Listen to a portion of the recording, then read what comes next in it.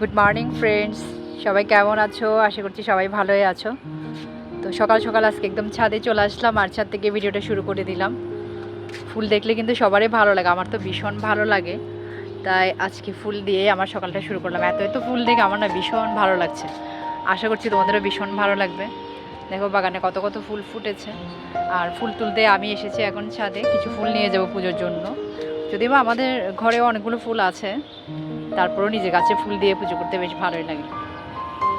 তো ফ্রেন্ডস, আমি ফুল তুলে নিব, তোমরা সাথে থাকো, পুরো ভিডিওটা দেখবে, আশা করি ভালো লাগবে। তো এখন এখান থেকে আমি জবা ফুলটা তুলে নিচ্ছি, কারণ আমার বাসায় যে ফুলগুলো আছে ওখানে জবা ফুল নেই, তাই জবা ফুলটা তুলে নিচ্ছি। কারণ হচ্ছে লক্ষ্মী পুজো যেহেতু করব, তো লক্ষ্মীর ঘটে তো জবা ফুল দিতে হয়, সেজন্য জবা ফুলগুলো তুলে নিলাম। আর এত এত নয়নতারা ফুটেছে, মানে প্রচুর প্রচুর নয়নতারা। এই নয়নতারা দিয়ে বেশ কয়েকটা পুজো হয়ে যায়, তো আমি কিছু নয়নতারাও তুলে নিব। আর দেখো আমার একটা ছোটো বেলগাছ আছে, তো বেলগাছ থেকে আমি দুটো বেলপাতা নিলাম, কারণ শিব ঠাকুরের পছন্দের বেলপাতা, শিবের মাথায় বেলপাতা দিলে ভালো লাগে, তার জন্য দুটো বেলপাতা তুলে নিলাম। গাঁদা ফুলও ফুটেছে, কয়েকটা গাঁদা ফুল নিলাম, কিছু নয়নতারা ফুল নিলাম। নিজের গাছের ফুল তো আর এত ফুল ফুটেছে দেখে ইচ্ছে হচ্ছে অনেকগুলো ফুল তুলে নিই, তার জন্যই মূলত ফুলগুলো তুলে নেই। আসলে এত ফুল আমার প্রয়োজন ছিল না। দেখো কত নয়নতারা ফুটেছে। নয়নতারা ফুলটা এমন একটা ফুল যাকে খুব একটা যত্ন করতে হয় না, এটা লাগিয়ে রাখলেই হয়ে যায়, সে প্রচুর ফুল দেয়। তো কাঁঠালি চাপাও ফুটেছিল, কাঁঠালি চাপাও নিলাম, নিয়ে আমার সাথে আমার হাজব্যান্ডও ছিল, তাই দুজনে এখন একটু হাঁটাহাঁটি করছি, ছাদের মধ্যে হাঁটতে ভালোই লাগে। সুন্দর একটা ফুল ফুটেছে, এটা একটু দেখায়, অন্যের গাছের ফুল। বাহ, এত সুন্দর, দেখছো অনেক সুন্দর না? চমৎকার একটা ফুল। ফুল তোলা শেষ করে এখন বাসায় চলে আসলাম। এখন দেখো কোনো কাজ হয়নি, পুজো দেওয়া হয়নি, ঘরের কোনো কাজ হয়নি, তো এবার আস্তে আস্তে করে নিতে হবে। কারণ হচ্ছে ওই যে সকালে উঠেছি অনেক সকালে, তো মেয়েকে খাইয়ে দাইয়ে রেডি করে স্কুলে পাঠিয়েছি। এরপরে আমিও চা খেয়েছি, চাটা খেয়ে নিয়ে এখন একটু ছাদে গেলাম, ছাদ থেকে ফুলগুলো নিয়ে আসলাম। তো ভাবলাম ভিডিওটা শুরু করেই দিই, তাই ভিডিওটা শুরু করলাম। বৃষ্টি পড়লে কী হয় বলো তো, একটু ঠান্ডা লাগে, কিন্তু যেই না বৃষ্টি কমে যায় আবার সেই সেম গরম। তো ফ্রেন্ডস, এবার টুকটুক করে কাজগুলো সেরে নিতে হবে। শরীরটাও খুব একটা ভালো যাচ্ছে না, তার জন্য কাজ করেও খুব একটা এনার্জিও পাচ্ছি না।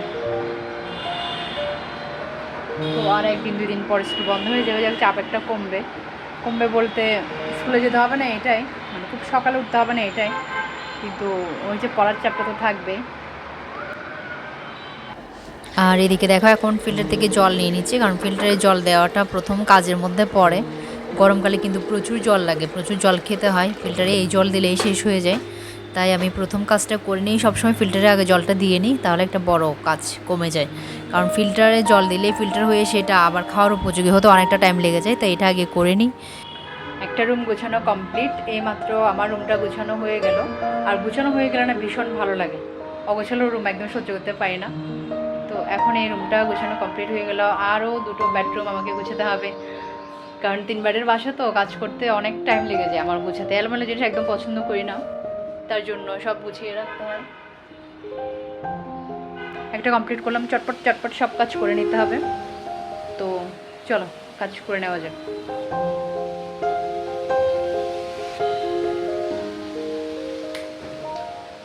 এখন আরেকটাতে চলে আসলাম, এটাতে অবস্থা তো তোমাদেরকে একটু দেখায়, কী অবস্থা একবার দেখো। সব এখানে আমার মেয়ের খেলাধুলো সে ছড়িয়ে ছিটিয়ে রেখেছে, কারণ রাতে খেলা করছিল, তো এখানে এই রুমটা হচ্ছে মূলত আমার মেয়ে খেলাধুলো করে এখানে, তার জন্য এটা একটু এলোমেলো করেই রাখে। তো রাতে আর কে গোছাবে, কারণ রাতে গোছানো তেমন প্রয়োজন পড়ে না। ওই স্কুল থেকে এখন যখন স্কুলে চলে গেছে তখন আমি রুমটা গোছাতে আসলাম। ছাতা থেকে শুরু করে এখানে কোনো জিনিস মোটামুটি সে বাদ রাখে না।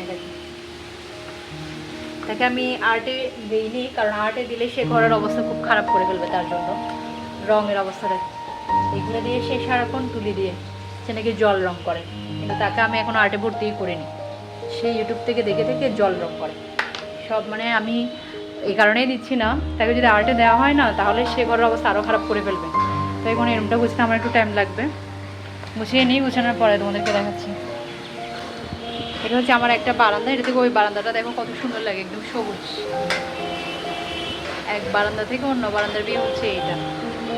আর এখানে ওই দিন কলমি শাক এনেছিল না, তো কলমি শাক খেয়ে সেগুলো এখানে টবে বসিয়ে দিয়েছে, এগুলো গাছ বেরিয়ে গেছে, যত্ন করলে না সবই হয়। এক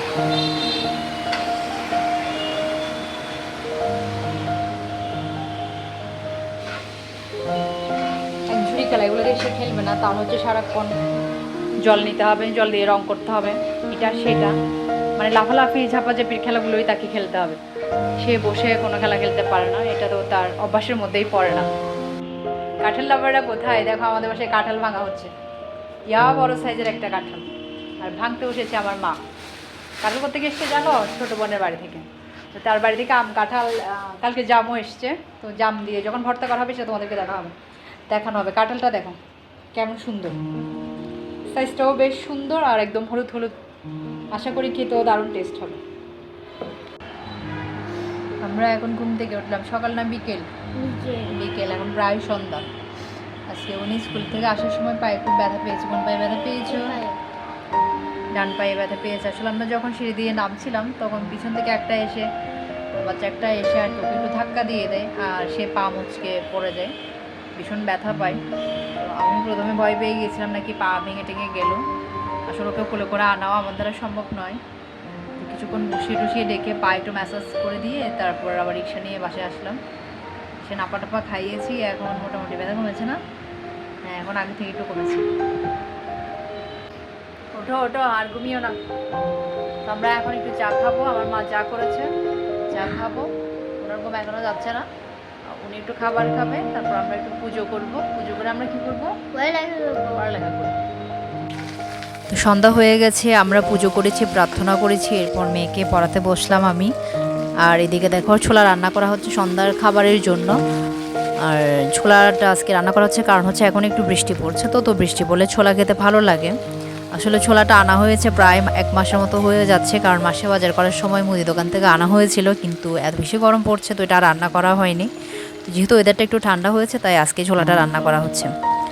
আসলে আজকে ভীষণ খারাপ লাগছিল যখন মেয়েটা এভাবে পড়ে গেল, ভীষণ ব্যথা পেয়েছে, সে খুব কান্না করছিল। আসলে কি অবস্থা দেখো, একটা বাচ্চা যে আরেকটা বাচ্চাকে ধাক্কা দিয়ে ফেলে দিল, গার্জিয়ান টুক করে ওখান থেকে, মানে কিভাবে সে পালিয়ে বাঁচবে এই চিন্তা আর কি।